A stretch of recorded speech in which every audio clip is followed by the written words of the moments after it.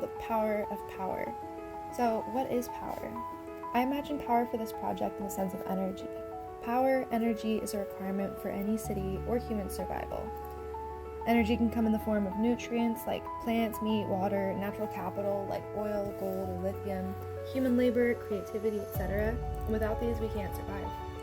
All of these things are related to the hierarchical sense of the word power when we imagine that those who have or have control over these necessary resources benefit from them. Power comes from the ability to resource and outsource materials as we see fit. What happens though when we have cities that are dependent on outsourcing goods that damage the environment, but maybe just not ours? For my project, I'm exploring the element of out of sight, out of mind, and how these power dynamics play out in our own communities. My preliminary fieldwork began with a class that I'm taking called The Climate Crisis in English 24, and one of the statistics we learned was that a community not too far from us, Oxnard, has one of the most amount of power plants in their city compared to any other on the West Coast. And as well as that, they have a toxic waste dump site and agricultural runoff that contributes consequently to Oxnard being in the 90th percentile for people who suffer from asthma, thus demonstrating how Oxnard, being a producer for other communities, is the only one that ensues the damage that's caused by environmental factors. The question I came to from this was, does being near an issue or away from an issue like outsourcing polluting energies change people's level of awareness to the issue? For my methodology, I spoke with 20 UCSB students conducting a survey as well as interviewing my professor, Ken Hiltner, and as he's an expert and a professor of environmental humanities.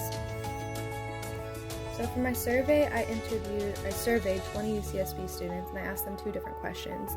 And one was, what environmental issues do you think UCSB should be most focused on with the options of land, air, and ocean?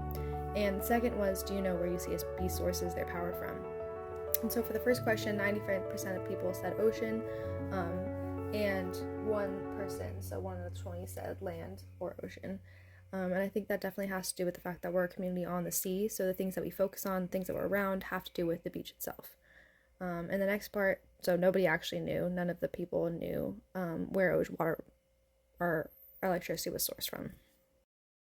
With my professor, Ken Hiltner, I conducted a semi-structured interview where we began with questions about energy sourcing and ended up with discussion about what to do about it and what causes this sort of discrepancy of how we structure our cities in certain ways.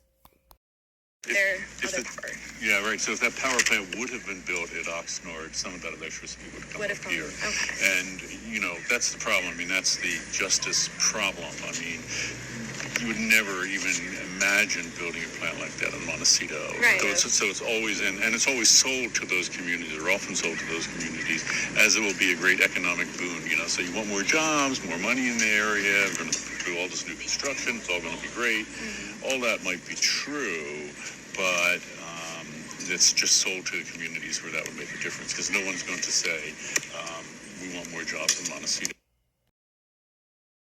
While I felt that Ken and I's discussion didn't necessarily touch on the geographic location of people in relation to how they connect with environmental issues, I felt that he highlighted an important issue that we've touched on in this class about structural racism.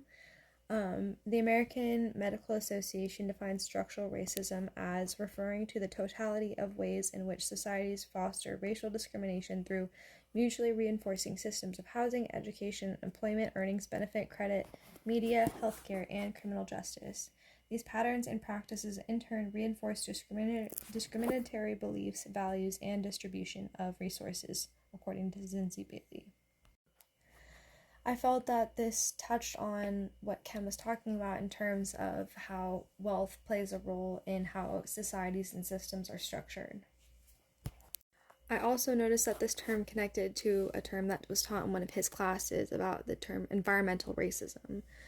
Environmental racism is similar, but it's different in the sense that it's defined as referring to how minority neighborhoods populated primarily by people of color and members of low socioeconomic backgrounds are burdened with disproportionate numbers of hazards, including toxic waste facilitates garbage dumps and other sources of environmental pollutions and foul odors that lower the quality of life. Oxnard residents have endured environmental and structural racism, as we've seen, in the sense that their city maintains not only their crew of power plants, but also their vast agricultural developments and their large toxic waste dump.